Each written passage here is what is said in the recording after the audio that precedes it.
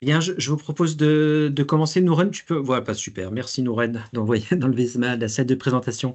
Bonjour à toutes, bonjour à tous. Je suis très heureux de vous accueillir pour ce webinaire organisé par l'Envie. Alors, vous le savez, à l'Envie, on s'intéresse aux grandes problématiques qui animent les entreprises en nous tournant vers des professeurs, des chercheurs en sciences humaines qui, à travers des démarches de recherche quantitatives ou qualitatives, tentent de mieux comprendre ces fameuses problématiques sont ainsi des outils pour l'action que nous mettons à votre disposition, notamment dans le cadre de ces webinaires. Alors aujourd'hui, on va s'intéresser à un thème qui est à la fois très simple, mais également très compliqué, puisqu'on va se pencher sur le rapport au travail des Français. Simple parce que dans la mesure où nous entretenons tous et toutes un rapport au travail, même si nous sommes au chômage, même si nous sommes à la retraite, même si nous sommes étudiants, nous avons tous un avis sur la question et on constate tous que ce rapport au travail n'est pas le même qu'il y a 5 ans, 10 ans et encore moins 20 ans, et donc on serait tous a priori capables de dire ce qui a changé. En fait, c'est un sujet un peu plus compliqué qu'il n'y paraît. C'est ce qu'on va voir aujourd'hui. On va voir qu'il est impossible de dresser des constats généraux, tant les attentes vis-à-vis du travail et surtout les comportements au travail sont de plus en plus divers. Un peu à l'image, vous savez, peut-être vous vous souvenez du livre de Thierry Fourquet qui s'appelait L'archipel français, qui employait ce terme d'archipélisation pour décrire l'état de la France. On est plutôt face à un archipel du rapport au travail et partant un archipel de la confiance en l'avenir que les Français entretiennent. Pour tenter d'y voir plus clair, on accueille aujourd'hui Jean Pralon. Bonjour Jean, qui est full professeur à l'EM Normandie, une très belle école de commerce française qui est dans les premières positions des classements des écoles post-bac. Alors Jean travaille à l'EM depuis déjà de nombreuses années. Il y enseigne la GRH et il mène par ailleurs une activité de recherche assez importante, notamment sur les questions de recrutement, sur les questions d'attractivité et aussi sur la question du rapport au travail. Il est en effet à l'initiative d'un baromètre du rapport au travail qui est porté par son école, par le M Normandie et également par Actual Group, qui est une entreprise spécialisée, entre autres choses, dans le travail temporaire. C'est un baromètre semestriel qui est mené sur plus de 210 000 actifs. Donc là, on est vraiment sur de l'enquête quantitative. Et la deuxième édition de ce baromètre est sortie très récemment en février.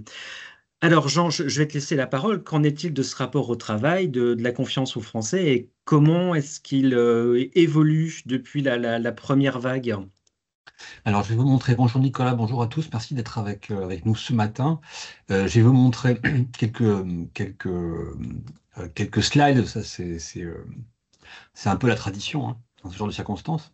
Donc voilà ce que j'avais à vous montrer et aussi ce dont je vais vous parler. Alors, donc en effet, comme tu l'as dit, la question du rapport au travail est un sujet de plus en plus complexe à appréhender, ne serait-ce que parce que tout le monde en parle et tout le monde a un avis. Alors il faut se méfier des sujets sur lesquels tout le monde a un avis, parce qu'en général, on dit des choses qui sont très courues, très banales, très immédiates pour beaucoup de monde, mais qui ne sont pas forcément ce qui peut être plus objectif et plus précis à analyser.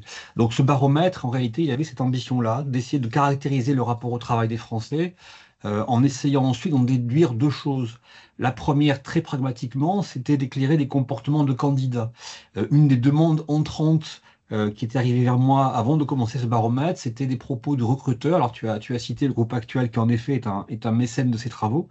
Et chez Actuel, il y a beaucoup de recruteurs qui font des bas niveaux de qualification dans le réseau intérim, qui font des cadres dans un autre réseau et puis qui font parfois des dirigeants. Bon. Et le discours un peu transversal à ces différents réseaux, c'était on ne comprend plus ce que font les candidats, on les voit disparaître ou apparaître. Un candidat merveilleux auquel on tenait absolument disparaît sans laisser de traces. Bon, le fameux ghosting, hein, ça se dit comme ça, voilà. Donc on ne comprenait plus très bien les comportements des candidats.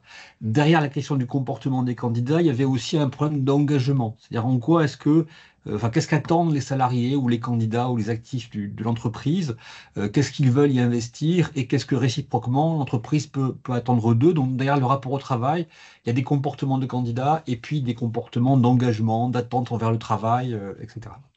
Ça, c'est les questions un peu pragmatiques. La question un peu plus scientifique, c'était de poser un modèle du rapport au travail qui ressemble un peu à quelque chose et qui soit un peu autre chose que, disons, des propos qu'on entend souvent, des propos de consultants en un mot ou en deux mots, hein, mais en tout cas des propos un peu plus étayés on pourrait le supposer.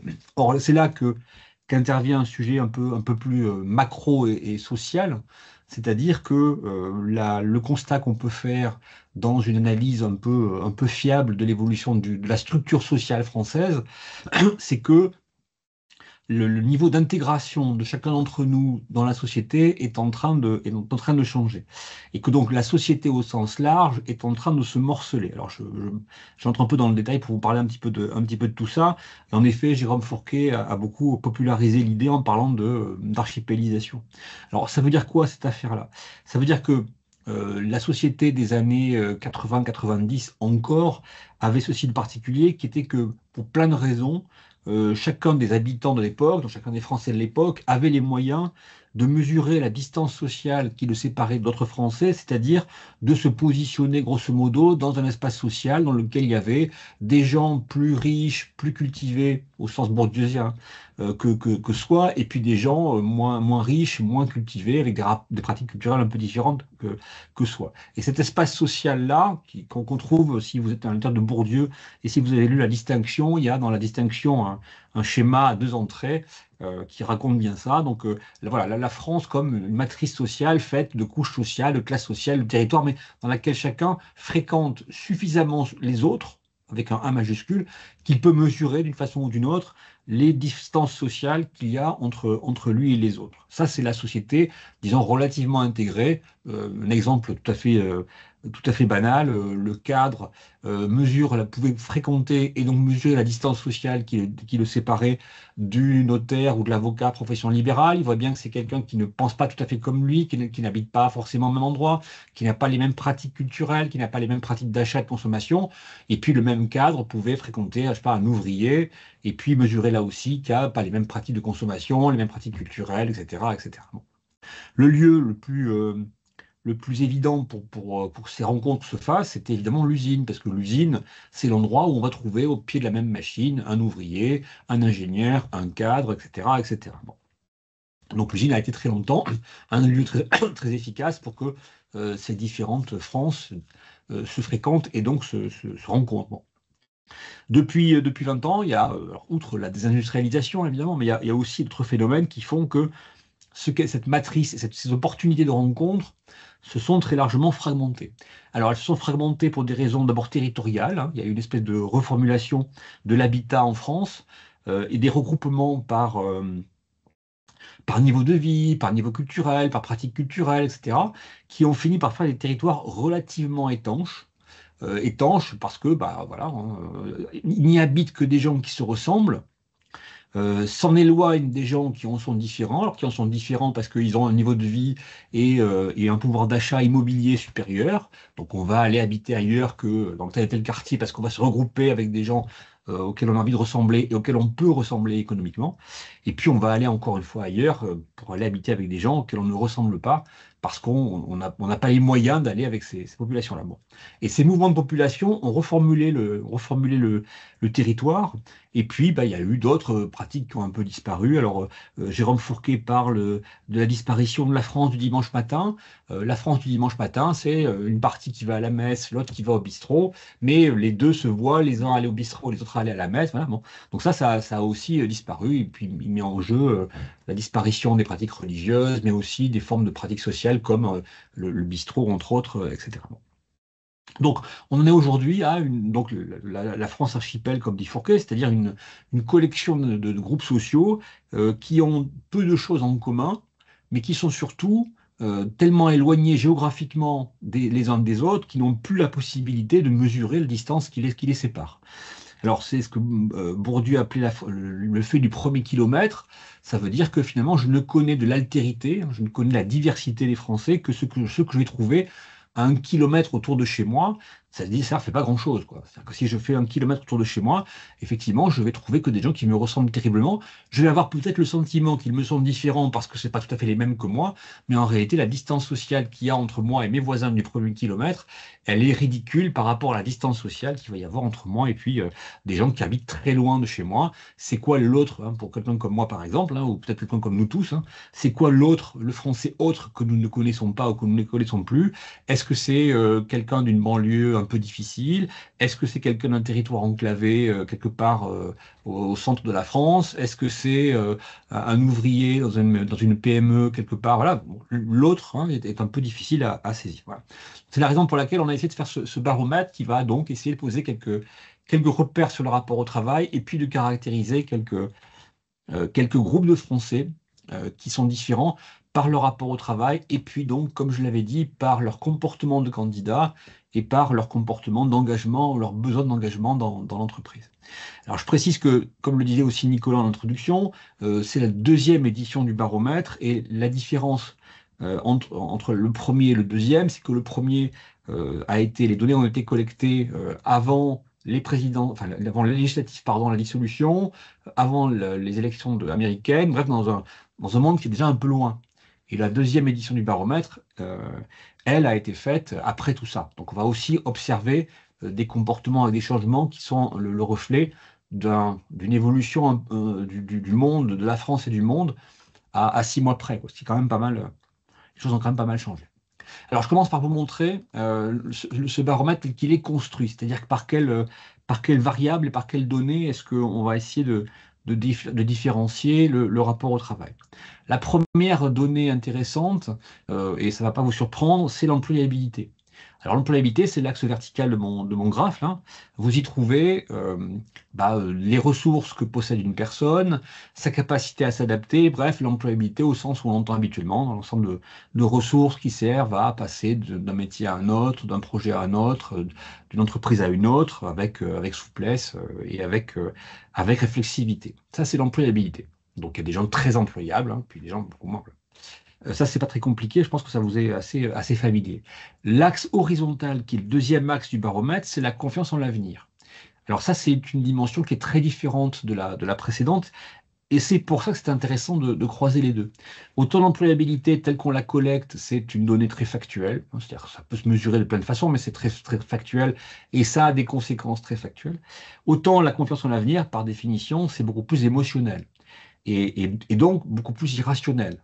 C'est-à-dire qu'il y a des gens dans ce pays qui se disent que demain, ça va aller encore mieux, quelle que soit la crise, quelles que soient les difficultés auxquelles on est confronté. Demain, ils gagneront plus de statut, plus de revenus, plus de ressources, plus de satisfaction, etc., etc. Et puis évidemment, à l'inverse, il y a des Français qui se disent que demain va les priver sans doute de ressources dont ils ont fait l'acquisition avec plus ou moins de facilité. Donc un axe confiance, un axe employabilité, et évidemment, quand on croise les deux, on obtient quatre groupes de Français, quatre groupes d'actifs, qui ne sont pas que quatre groupes distribués d'une façon, disons, statistique, hein, comme il y avait des moyennes, etc. C'est plus technique que ça à obtenir, et ce sont surtout quatre groupes qui sont clivés, c'est-à-dire qui sont des gens très différents les uns des autres, et on verra après que leurs comportements sont aussi très différents les uns des autres. Donc ces quatre groupes, je vais vous les décrire. Je commence par vous préciser que si vous faites la somme des pourcentages, ça ne fait pas 100%, c'est normal. Il y a des cas intermédiaires, mais ces quatre patates-là sont les plus significatives. Donc je commence en bas à gauche par les décrocheurs, je vais être rapide là-dessus. Les décrocheurs, ce sont ceux qui ont peu de confiance en l'avenir et peu d'employabilité. Et là, pour le coup, on voit bien en quoi ça constitue une boucle qui s'auto-alimente. Ils sont 12%. Si je devais en faire un portrait rapide, il y a deux zones ou deux familles de décrocheurs dans ce pays. D'abord des seniors des territoires enclavés, hein, c'est-à-dire des gens qui ont perdu leur emploi et qui ne sont pas dans un territoire où il y a des opportunités pour en retrouver un. Dans ces mêmes territoires, on va trouver aussi des gens qui n'ont jamais vraiment été en CDI. Alors, il y a des territoires, hein, où il y a des gens qui ont très peu été en CDI, qui ont vécu de CDD, d'intérim, de chômage, etc., pour des raisons à la fois liées à eux, puis liées aussi au territoire dans lequel ils habitent. On trouve aussi des décrocheurs urbains. Les décrocheurs urbains, ils sont jeunes. Ce sont ceux que l'Europe appelle les NEET. NEET, c'est ni en emploi, ni en formation, ni en études. Donc, ce sont des jeunes de moins de 26 ans qui attendent, sans stratégie particulière, de retrouver un accès à l'emploi et ils n'ont enclenché aucun des leviers particuliers qui permettent d'y accéder. Bon, je fais vite là-dessus, je passe aux deux autres. Donc les pessimistes stables et les optimistes stables, d'abord ce que vous constatez, c'est qu'ils ont en commun, les beiges là et puis les bleus, d'être à un même niveau d'employabilité. C'est-à-dire que ce sont deux sous-groupes qui possèdent le même niveau d'employabilité, qui est un niveau moyen. Moyen, ça veut dire suffisant, c'est-à-dire c'est un niveau qui leur donne accès à un CDI et qui les rend intéressants pour une entreprise.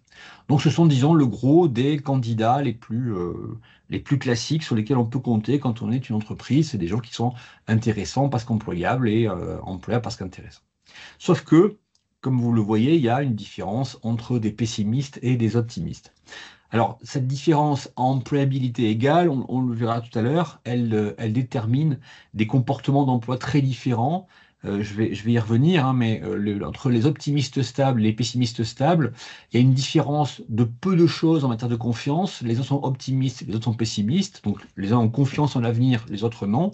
Et on verra que la différence entre les deux détermine un rapport de 1 à 4 dans la capacité à avoir des comportements d'emploi tout à fait efficaces. Un optimiste, c'est quelqu'un qui a confiance en l'avenir et qui va avoir des comportements d'emploi plutôt assidus.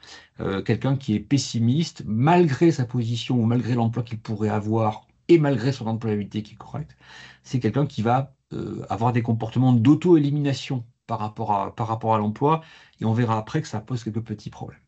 Bon, ces deux populations-là, je vais y revenir un peu longuement.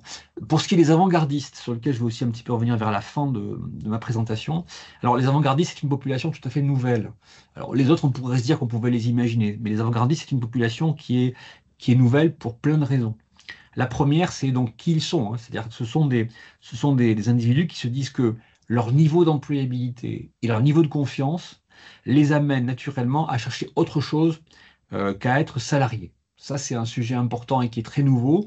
On a une particularité dans la population active française, c'est qu'il y a ces 13% de salariés ou d'actifs qui ont finalement renoncé à être en CDI parce que l'opportunité du CDI ne leur permet pas d'exprimer totalement ce que leur employabilité très élevée les amène à espérer. Un avant-gardiste, c'est quelqu'un qui se dit qu'il est tellement employable, tellement compétent, tellement fort, disons, et tellement confiant en l'avenir, qu'il va chercher autre chose que la protection du CDI et qui va le chercher dans des activités alternatives qui sont consultants, auto-entrepreneurs, créateurs d'entreprises, etc., etc. Bon. Et ça, c'est une population très nouvelle. Et je vais parler un petit peu après de ces caractéristiques-là. Ça, ce que vous voyez là, les distributions que vous voyez ici, c'est le premier semestre 2024, donc c'était il y a quasiment une éternité. Qu'est-ce qui s'est passé depuis? Alors, vous savez, depuis qu'il y a eu évidemment les élections et tout ce que j'ai cité un petit peu tout à l'heure, si on transpose l'évolution de la société ou l'évolution de l'actualité, disons, hein, dans les comportements qui nous intéressent, on va voir que même si l'employabilité qui est ma courbe jaune, elle ne bouge pas beaucoup, en revanche, ce qui change, c'est la confiance en l'avenir. Et vous voyez sur ma courbe bleue là que la confiance en l'avenir qui remontait tranquillement en moyenne depuis la sortie du confinement, bah, a recommencé à baisser. Et donc forcément, puisqu'elle a recommencé à baisser, bah, ça a des impacts sur les deux dimensions qu'on étudie. Et voilà donc la nouvelle distribution des 4 rapports au travail depuis la sortie du confinement. Alors ce qu'on y voit, c'est qu'en fait, chaque population agrège plus de membres.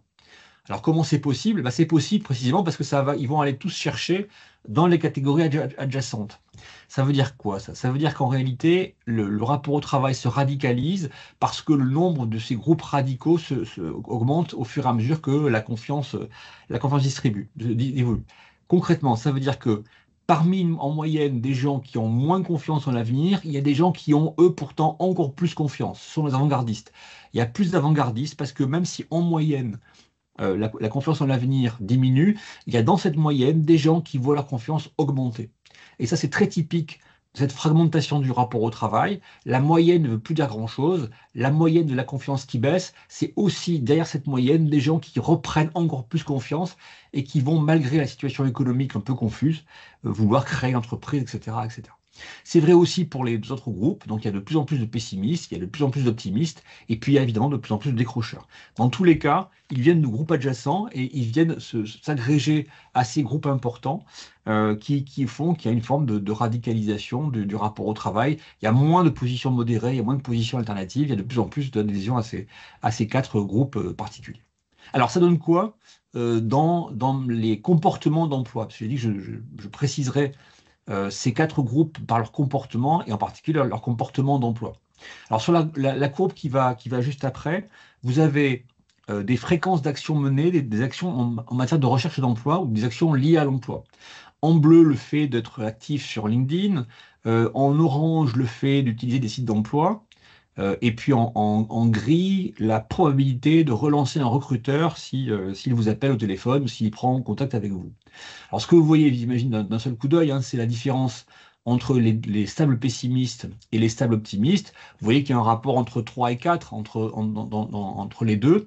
C'est-à-dire que les stables pessimistes, à employabilité égale, vont être infiniment moins actifs sur le marché du travail et donc beaucoup plus en situation de s'auto-éliminer sur le marché du travail plutôt que de relancer un recruteur ou d'avoir des comportements proactifs de recherche d'emploi.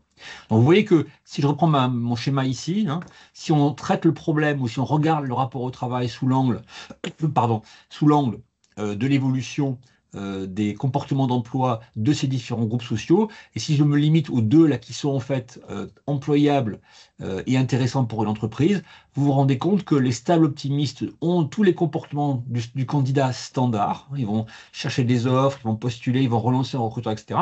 Mais que les pessimistes stables, eux, à employabilité égale, donc attractivité identique pour une entreprise, bah, ils vont beaucoup moins faire ça. Donc première remarque au passage, les comportements, les pratiques de recrutement qui utilisent des pratiques, disons, standards, de la chasse sur LinkedIn, de poster des offres, etc., etc., en réalité, à l'heure où on se parle, elles n'adressent que 23% du marché du travail. Donc là, il y a un sujet, hein, quand les recruteurs disent que les candidats disparaissent ou que les candidats sont introuvables, ça veut dire aussi qu'ils ont des pratiques qui ne vont au-devant que de 23% du marché du travail. Les 26% des pessimistes stables, bah, ils ont disparu parce qu'ils ne réagissent plus à ces comportements d'emploi ou à ces comportements de recrutement, disons, un peu classiques. Pareil pour les avant-gardistes qui ne sont plus à la recherche d'un travail en CDI. Ceux-là, bah, ils sont plus capables, ils sont plus désireux de répondre aux sollicitations de recruteurs, ils sont plus candidats, ils veulent faire autre chose. Vous remarquerez donc au passage que finalement, le marché du travail qu'on associe à ces 23%, alors qu'on imagine qu'ils font 100%, bah, ce marché du travail, il fuit des deux côtés. Hein. Il fuit parce qu'il y a des gens qui s'auto-éliminent, et puis il fuit parce que les élites, ou les meilleurs, disons, ou les plus employables, quittent le monde de l'entreprise pour aller faire un petit peu autre chose. Donc, première conséquence de ces différences de rapport au travail, des comportements de candidats ou de postulation un peu différents. Deuxième conséquence en matière d'engagement au travail, puisque c'est ce que je vous avais dit au départ, est-ce que ces différents types de populations se caractérisent ou se définissent par des modes d'engagement au travail différents? Donc la réponse est forcément oui, mais ça précise ou ça demande une petite précision un peu théorique avant. La question de l'engagement est souvent perçue comme une question de valence. On serait très engagé, modérément engagé, pas engagé. Vous savez, c'est Gallup qui fait ça, hein, l'étude Gallup sur l'engagement qui mesure si les gens sont engagés ou pas. Alors, ça mérite une petite reformulation. D'un point de vue, disons, psychologique, un peu facile, mais quand même, l'engagement n'est pas une option. C'est-à-dire que nous, tels que nous sommes, pour des raisons à la fois humaines, affectives et structurelles, disons, on a tous besoin de s'engager dans quelque chose. Hein. On a tous besoin d'investir notre engagement, notre adhésion, notre espoir dans quelque chose, en particulier en matière de travail. Le débat n'est pas de savoir combien on s'engage, mais dans quoi on s'engage. C'est-à-dire qu'est-ce qu'on va chercher dans une opportunité de travail ou d'emploi. Et c'est là qu'on va trouver des différences. Et vous allez voir que les comportements selon le rapport au travail, l'engagement selon le rapport au travail va amener une pondération de ce que je disais sur la question de l'emploi. Donc les avant-gardistes s'engagent dans des projets. C'est-à-dire que l'engagement ne va pas dans une entreprise, ne va pas dans une équipe, ne va pas dans un engagement durable, il va dans des stimulations court-termistes dont on voit la fin, dont on voit la sortie, dont on voit les opportunités, dans des apprentissages, dans de la construction, dans la résolution de problèmes, sur une durée qui est éphémère. Ce ne sont pas des gens qui cherchent un engagement durable. Les optimistes stables ont un engagement dans leur communauté au sens de proximité dans l'entreprise. Donc ce sont les collègues, pour simplifier. Alors, là, il y a un truc intéressant à mettre en relation avec ce que j'ai dit avant sur les pratiques de recrutement. Ces optimistes stables, ils font la partie la plus active du marché du travail. Ce sont ceux qui postulent, ceux qui bougent, etc., etc. Mais ça a une contrepartie, c'est qu'ils sont, au fond, assez difficilement fidélisables. Parce qu'ils le voient, et on le voit ici, qu'ils ne voient l'entreprise qu'au travers des collègues ou de la proximité des gens qui sont autour d'eux. Ils ne voient pas l'entreprise comme une structure avec une pérennité, une durabilité, des dirigeants, des leaders, des valeurs, etc. L'entreprise, pour eux, ce sont les gens de l'open space, pour simplifier. Alors, ça pose un problème hein, parce que ça met aussi en évidence des modalités d'engagement éphémères, difficiles à convertir en engagement durable. Ceux qui ont un mode d'engagement beaucoup plus durable, donc un engagement à l'organisation, donc hein, les dirigeants, les valeurs, l'entreprise, ce sont les pessimistes stables. Alors, on comprend bien pourquoi.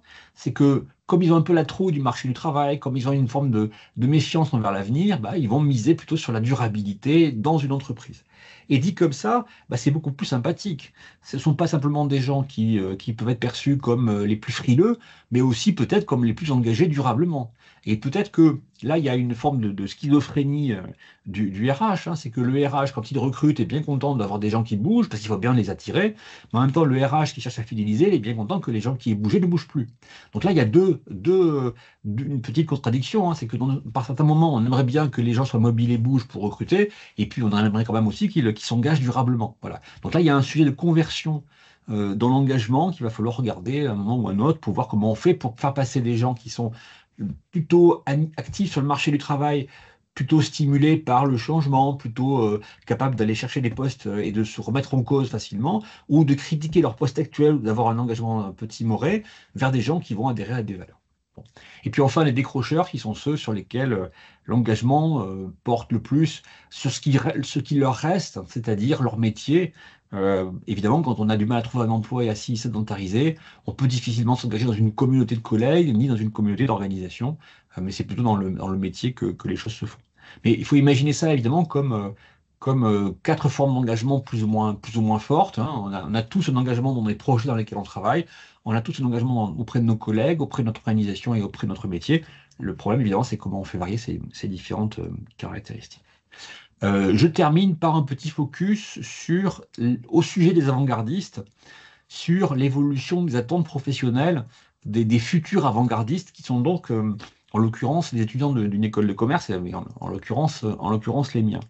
Bon, je voulais éclairer un petit peu hein, cette question de l'apparition des avant-gardistes, parce que je me demandais si, au fond, cette apparition des avant-gardistes-là n'était pas l'apparition d'une nouvelle norme sociale en matière de réussite de carrière. Parce qu'en fait, c'est pas par hasard. Je me disais que c'est quand même pas par hasard si ce sont les meilleurs, on peut dire comme ça, hein, donc les plus employables, hein, qui voulaient faire autre chose que s'intéresser à l'entreprise et donc partir vers d'autres métiers. Et c'est un sujet qui fait quand même souvent écho avec les propos qu'on entend beaucoup sur le rejet du management, le rejet de la grande entreprise bureaucratique, etc., etc. Bon. Donc je voulais savoir s'il y avait potentiellement devant nos yeux une espèce de nouvelle forme d'élite qui se dégageait pour lesquelles la réussite professionnelle, la réussite objective, ça n'était pas d'entrer dans l'entreprise et puis d'y monter selon les échelons hiérarchiques qu'on connaît tous, mais peut-être de faire autre chose.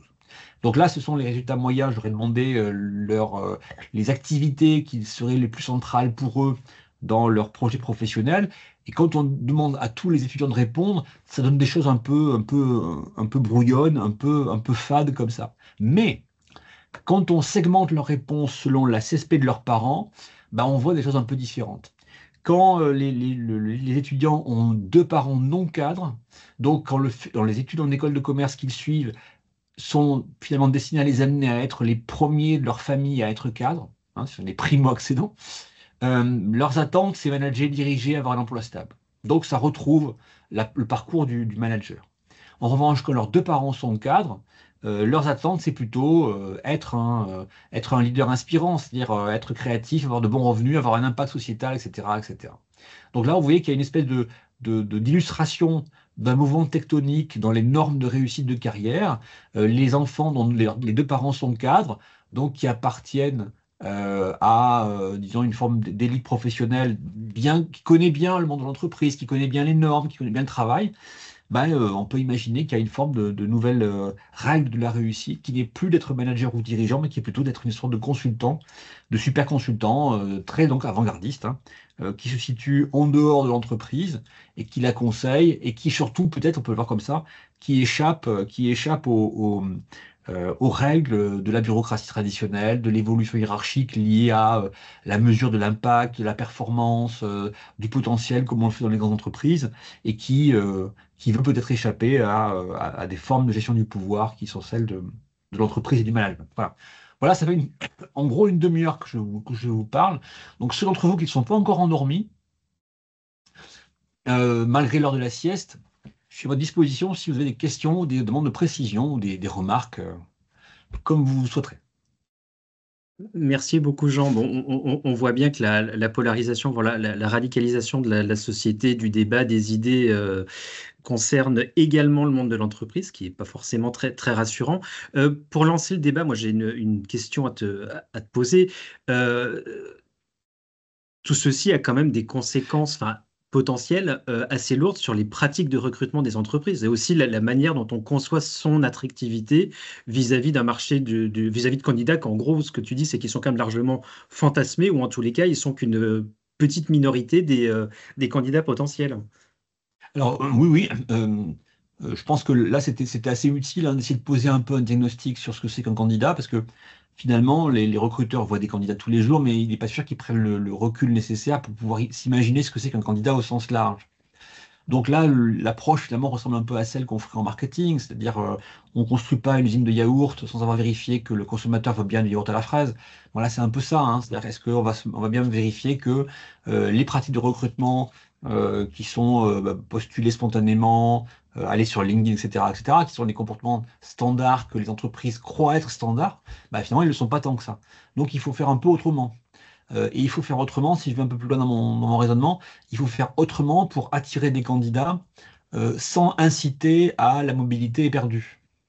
Parce que c'est ça quand même, hein, c'est que paradoxalement, quand on attire les candidats, on a l'idée un peu implicite que bah, ils vont rester, quoi. Ce serait bien qu'ils restent. Bah non. Paradoxalement, quand on active la mobilité chez un candidat, on l'éduque aussi à être mobile. Et là, il y a quelque chose d'un peu compliqué à stabiliser après. D'ailleurs, quand on écoute les recruteurs, là-dessus, les recruteurs ont des discours très différents des managers ou des dirigeants. Les dirigeants ou les managers espèrent que le candidat va venir et puis il va rester, comme une espèce d'évidence. Les recruteurs considèrent comme acquis que quelqu'un va rester 2 ans dans son poste, pas plus. Donc oui, il y a un sujet de réinventer des discours d'emploi, des discours d'engagement au travail, qui soient au-delà de la marque employeur telle qu'on l'imagine. On a Caroline qui a une question très intéressante que je voulais poser aussi. Je ne sais pas si tu as la réponse. Est-ce qu'il y a des informations supplémentaires concernant l'âge des candidats, le genre des candidats ou encore leur niveau d'études qui serait permettrait d'expliquer ou en tout cas de cibler le point, le point saillant? Alors, il y a un phénomène qui est tout à fait nouveau, c'est qu'en effet, ces dimensions-là, qui sont quand même très classiques, hein, ont de moins en moins d'impact. Alors ça, il y a un truc quand même qui est important à comprendre, c'est que dans cette population-là, si je reprends mes avant-gardistes là, dans les avant-gardistes, tu as des gens qui ont un BTS, qui ont un niveau bac pro, et qui trouvent que monter une boîte pour réparer des motos, hein, je reprends l'allusion à un bouquin célèbre, bah c'est au fond une bien meilleure idée que d'aller travailler chez X ou Y. Voilà. Donc là, en effet, il y a une question de suppression des phénomènes classiques de genre, de revenus, enfin de position sociale des parents, etc., qui sont quand même des phénomènes un peu importants.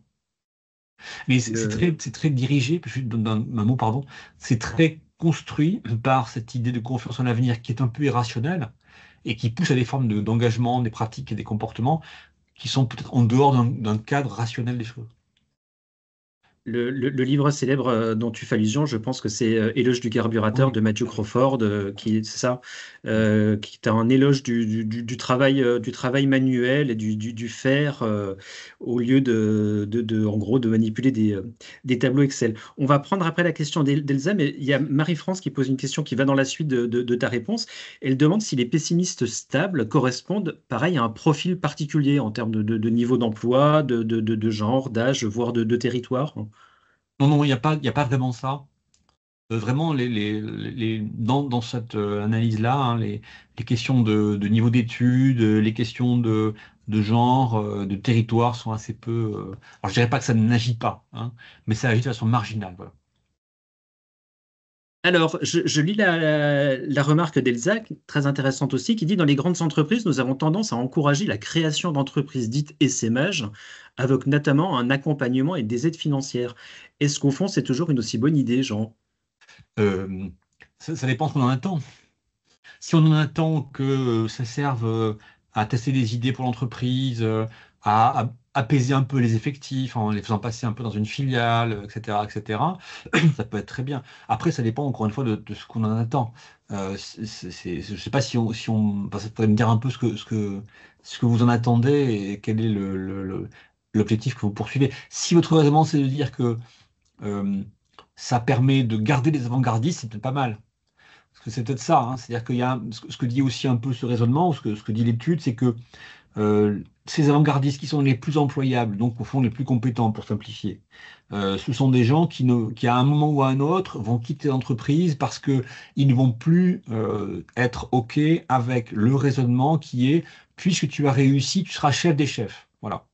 C'est la récompense par la mobilité hiérarchique. Ça sous-entend que le poste de manager ou de directeur est prestigieux, donc il est impossible à refuser, et que par ailleurs, ça va être tellement sympa. Bon, si on est un peu objectif par rapport à ça, ou si on pose un regard qui peut être alternatif, il y a plein de gens qui disent, mais moi, je n'ai pas envie de manager des gens, je n'en ai ni le goût, ni le talent, ni etc. Bon. Donc, qu'est-ce qu'on fait de cette population-là? Donc, peut-être qu'effectivement, l'intrapreneuriat ou l'entrepreneuriat sous un contexte d'essaimage, en effet, ça peut être une solution pour garder ces avant-gardistes dans un périmètre qui est celui de l'entreprise. Merci beaucoup, Jean. Je lis la réponse que Vincent, la réponse, la remarque que Vincent vient de poster. Voilà ce qu'il nous dit. Les modes de fonctionnement actuels des grandes entreprises qui prônent le changement de fonction tous les 3 ans ne semblent donc pas adaptés à l'engagement des collaborateurs. C'est se concentrer uniquement sur les avant-gardistes qui, de toute façon, quitteront l'entreprise et éduquer les optimistes stables à se vendre ailleurs. Ne faudrait-il pas revoir ces politiques pour pérenniser les optimistes stables et les pessimistes stables? Eh bien oui. Alors je ressors mon observation habituelle, mais que j'ai raconté 100 000 fois à l'envi, dont tu la connais par cœur, Nicolas. Le grand paradoxe, c'est que quand on a transformé la gestion des carrières qui était une pratique très pilotée par l'entreprise où on repérait des potentiels, on faisait des matrices, puis on proposait des postes à des gens, et puis on faisait un peu du travail comme ça au point de croix. Quand on a transformé ça en pratique d'animation de marché interne libre, c'est-à-dire qu'on a créé des job boards, et donc on a invité les gens à se positionner, à postuler d'eux-mêmes, etc. Donc en gros, on a construit dans le marché interne des outils qui sont ceux du marché externe. Bah forcément, on a ouvert la voie, parce que quitte à aller postuler et à faire son CV et à se comporter en candidat de l'extérieur à l'intérieur, autant se comporter vraiment en candidat de l'extérieur à l'extérieur, hein. C'est que dans mon entreprise, je sais pas, je veux être directeur financier, dans mon entreprise, il y a 2 postes à pourvoir, à l'extérieur, il y en a au moins 50. Donc, bah oui, tant que j'y suis, pourquoi pas. Bon. Donc, en effet, les pratiques de mobilité interne qui sont en gros paramétrées pour inviter les gens à l'autonomie et à leur propre gestion de leur parcours, sont en réalité des entraînements à être mobile à l'externe. Et en effet, bah, ça pose problème. Donc, en effet, oui, il y a un sujet pour réinventer des pratiques d'engagement de ces collaborateurs-là. Une question d'Anthony qui va te plaire. Voilà ce que nous dit Anthony. J'ai entendu dire que la jeune génération privilégie les emplois à mission ou à projet et sont plus favorables au CDD qu'au CDI. Cela ressort-il dans votre étude? Et si c'est le cas, est-ce que ça concerne que la jeune génération? Alors, je te vois rire et sourire, donc voilà, je vais sortir voilà. Oui, donc je ne suis pas un très grand défenseur des travaux sur la génération. Je pense que les générations, un des concepts qui éclairent pas grand-chose. Parce que, alors, quand on est, enfin, être, je sais pas, avoir 20 ans en étant fils de cadre habitant dans l'Ouest parisien, ou avoir 20 ans en étant apprenti boulanger, pardon, dans la Creuse, ou être voilà, on a 20 ans mais on n'a pas grand-chose d'autre en commun. Bah là c'est la même idée, c'est que ces 4 formes de rapport au travail elles transcendent pardon, les générations. Il y a des décrocheurs jeunes, des pessimistes stables jeunes, des optimistes stables jeunes et des avant-gardistes stables, enfin, des avant-gardistes pardon jeunes. Et c'est ce que montrait un peu mon travail de la fin là, c'est comme là parmi dans ces 2 familles de projets très différents, être manager traditionnel ou être un consultant qui se veut inspirant, on a des gens qui sont exactement dans le même endroit, qui sont dans la même école de commerce, et qui, du fait de leur background personnel, sont grosso modo amenés à être pour les uns des avant-gardistes et pour les autres des optimistes stable et donc d'avoir des aspirations à des parcours très, très différents. Donc oui, cette étude-là, elle renforce beaucoup l'idée que les générations, c'est sûrement pas le concept le plus éclairant qu'on puisse utiliser pour comprendre les évolutions. Moi, j'ai une question à te poser, Jean. Je ne sais pas si tu as la réponse. Là, on est sur un contexte franco-français. Est-ce que des études similaires sont menées à l'étranger, dans des pays de l'OCDE, et qui tendraient aux mêmes résultats ou à des résultats inverses? Enfin, en gros, est-ce que cette tendance est très, très, très hexagonale ou pas? Alors, j'ai pas de réponse enfin, à ma connaissance, personne n'a fait ça à l'étranger, mais ça peut en effet peut-être s'imaginer. Bon, mon hypothèse serait que euh, la question de la confiance en l'avenir est une dimension qui est très émotionnelle, très irrationnelle et très contextualisée. C'est-à-dire qu'il y a hein, c'est très peu lié finalement à des conditions réellement économiques. Hein, on peut même se dire que la confiance en l'avenir, elle est en France plutôt en train de baisser, et qu'elle est faible en moyenne, mais qu'il y a des gens qui ont de plus en plus confiance et aucun des deux n'a tort. Hein. C'est-à-dire que le type hyper confiant qui se dit, mais même avec l'état actuel de l'économie, même avec les perspectives américaines, même si, je vais créer ma boîte et ça ira très bien. Et puis d'autres qui se disent, je suis dans une entreprise en CDI stable avec des métiers ou des compétences qui sont tout à fait défendables, j'y crois pas, demain ça va être compliqué. Donc c'est très irrationnel. Donc c'est pareil dans d'autres pays. Hein. Il y a des pays pour lesquels le niveau économique ou les perspectives économiques sont pas bonnes et pour autant il va y avoir des niveaux de confiance très élevés. Et puis à l'inverse aussi. Merci beaucoup, Jean. Bon, je vois plus de questions dans le chat. Moi, j'en ai quand même une. Donc là, c'était la deuxième vague. La suite, c'est quoi? Alors la suite, c'est qu'on va essayer de faire une vague à la rentrée. Et au plus tard pour la fin de l'année 2025. Voilà, donc il y aura des choses à raconter d'ici la fin de l'année et un peu plus tard. Et sur une cohorte à peu près similaire. Ah, la même, bien sûr, toujours la même. La même, C'est la d'accord. même. Ok. C'est la même. Bah, écoutez, merci à tous. Je ne vois plus de questions dans le chat. Je me permets, moi, de vous poster quelque chose. C'est un programme pour un cycle qu'on fait bientôt sur la question de l'engagement.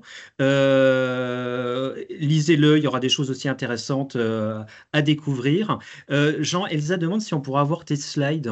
Oh oui, bien sûr, je vais te les envoyer et puis après tu pourras les mettre à disposition si tu souhaites, bien sûr. Et si vous souhaitez lire un peu plus longuement des choses sur cette étude, le site de l'EM Normandie, vous tapez EM Normandie Pralon rapport au travail et vous allez tout de suite tomber sur des synthèses, des PDF à télécharger, un certain nombre de choses. Voilà, merci beaucoup. Je vous souhaite une bonne fin de journée et à très bientôt pour un nouveau webinaire de l'envie. Au revoir. Merci, merci.